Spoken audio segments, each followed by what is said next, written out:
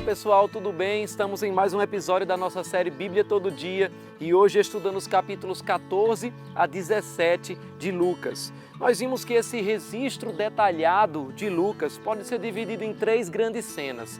Depois de uma introdução nos capítulos 1 a 2, a primeira cena é na região da Galileia, capítulos 3 a 9, onde Jesus começa o seu ministério e forma os seus discípulos. Da metade do capítulo 9 até o capítulo 19, nós temos a longa jornada de Jesus até Jerusalém, é a segunda cena.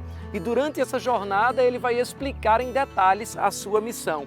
O clímax do registro de Lucas é da segunda metade do capítulo 19 até o final do livro, onde nós temos a última cena, que é a última semana de Jesus em Jerusalém.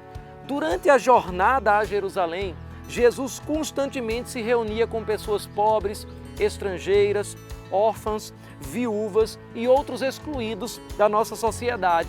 Mas ele também não tinha nenhum problema em se misturar com a classe nobre de Israel, dos romanos, dos gentios ou qualquer outro que quisesse se achegar para ouvir os seus ensinamentos. Muitos desses ensinamentos aconteceram em banquetes, com uma grande lição que nós vamos aprender no vídeo de hoje, que é exclusiva do Evangelho de Lucas. O capítulo 14, versículos 1 a 6 diz: Aconteceu que, ao entrar ele num sábado na casa de um dos principais fariseus para comer pão, eis que o estavam observando. Ora, diante dele se achava um homem hidrópico. Jesus então, dirigindo-se aos intérpretes da lei e aos fariseus, perguntou-lhes: É ou não é lícito curar no sábado? Eles, porém, nada disseram, e tomando-o, o curou e o despediu. A seguir, lhes perguntou: Qual de vós, se o filho ou boi cair num poço, não o tirará logo, mesmo em dia de sábado?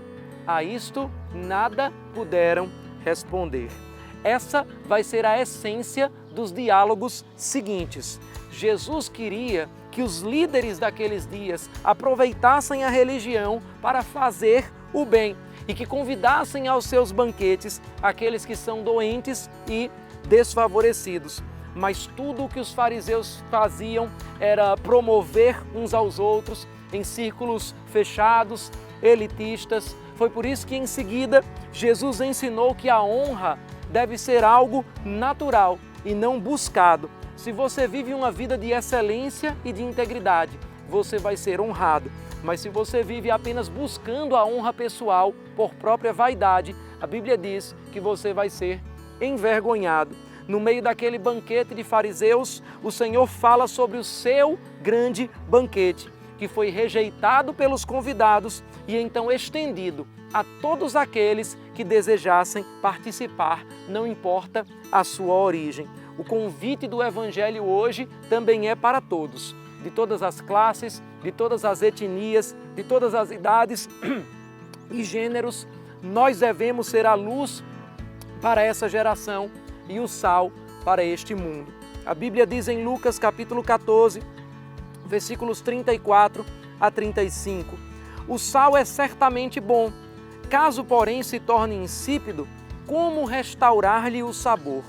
Nem presta para a terra, nem mesmo para o monturo, lançam-no fora.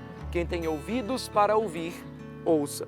Mais uma vez, nós vamos ver Jesus colocar em prática aquilo que ele ensina, pois o seu banquete vai atrair pessoas de todos os tipos. O capítulo 15, versículos 1 e 2 diz: Aproximavam-se de Jesus todos os publicanos e pecadores para o ouvir, e murmuravam os fariseus e os escribas, dizendo: Este recebe pecadores e come com eles. Se a mensagem que você prega e a vida que você vive não atrai a atenção de pecadores, não é o Evangelho que você está refletindo. Jesus foi chamado amigo de pecadores, mas ele nunca pecou.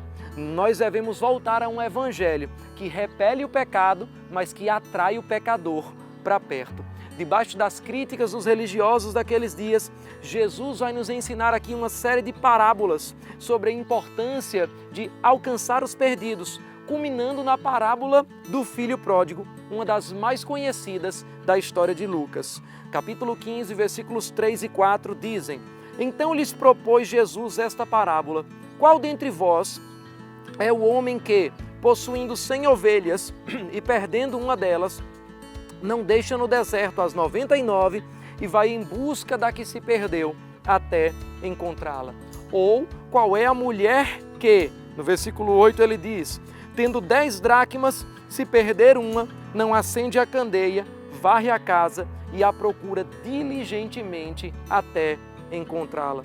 A essência dessas duas comparações e também a parábola do filho que se afastou do pai, mas decidiu voltar após perder tudo, é que há uma grande festa nos céus, quando um pecador se arrepende e volta para Cristo. Essa é também a essência do Evangelho de Lucas. Os fariseus deveriam se alegrar porque as ovelhas perdidas estavam sendo alcançadas, mas eles agiam, na verdade, como aquele filho da parábola do filho pródigo, que ficou com ciúmes do banquete do seu irmão. A Bíblia diz no capítulo 15, versículos 28 a 32, ele se indignou e não queria entrar.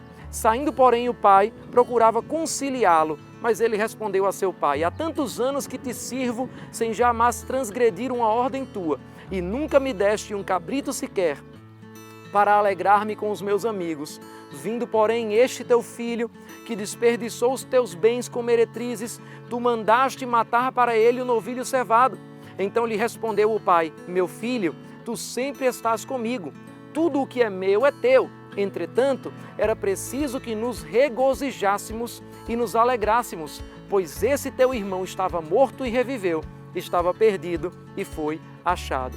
O Evangelho é, na verdade, a história de um mundo pródigo, degenerado pelo pecado e recebido pela graça através do arrependimento. E nós devemos ser como esse pai que sai para abraçar o mundo com a mensagem do Evangelho. O capítulo 16, finalmente, traz uma parábola muitas vezes difícil de ser interpretada, a do administrador infiel.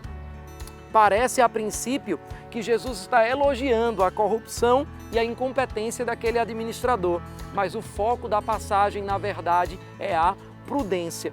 Compare essa história com a história do filho pródigo e você vai perceber que, enquanto o filho pródigo desperdiçou os bens do seu pai numa vida leviana, o administrador infiel desperdiçou também os bens do seu empregador.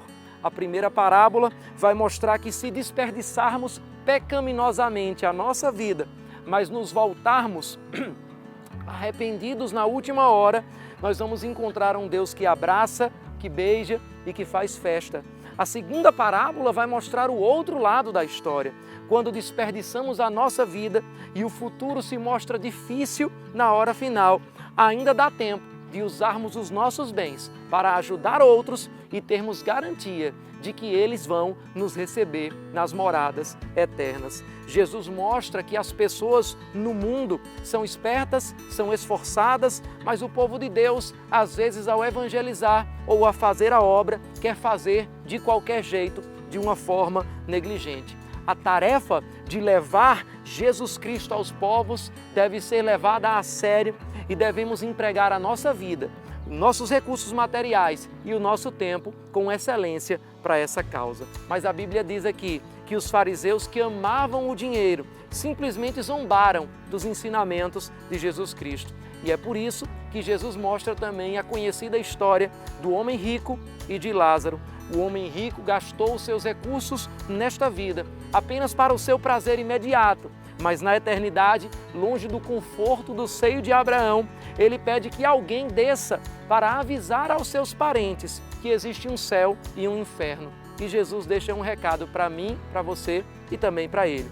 Eles tinham a lei e os profetas. As pessoas têm a Bíblia e o rico deveria ter usado os seus recursos para garantir que a Bíblia chegasse até os seus antes de morrer. A mensagem é para nós hoje. Use os seus recursos, use o seu tempo, use a sua vida aqui na terra para anunciar a mensagem do Evangelho a toda a sua família. É isso que Jesus vai continuar fazendo ao longo do caminho até Jerusalém, no capítulo 17. Ele ensina os discípulos sobre não fazer outros tropeçarem, ele cura os leprosos, ele prega sobre o seu retorno numa mensagem que já vimos com detalhes ao estudar o livro de Mateus. E amanhã nós vamos continuar essa jornada de Cristo relatada por Lucas até Jerusalém. Até o próximo vídeo, onde falaremos os capítulos 18 a 21 de Lucas.